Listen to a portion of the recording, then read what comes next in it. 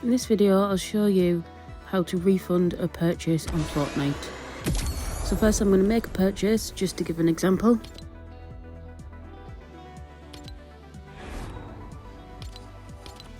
So then in the home screen, you want to go into settings. You want to scroll over to account and privacy. It's the first option under account, and then scroll down to recent purchases. You may cancel any unintentional purchase made with V-Bucks. Cancel purchase is available until you equip or use your purchase during gameplay. Only items purchased within the last 24 hours are eligible for cancel purchase.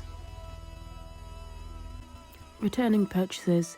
In cases where you unintentionally purchase an item with V-Bucks and purchase cancellation is no longer available, you can use one of your 3 annual return tickets instead.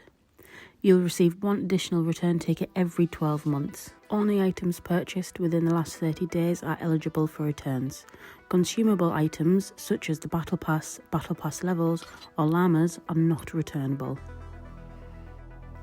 Click A, and then on this screen, hold A to cancel the purchase.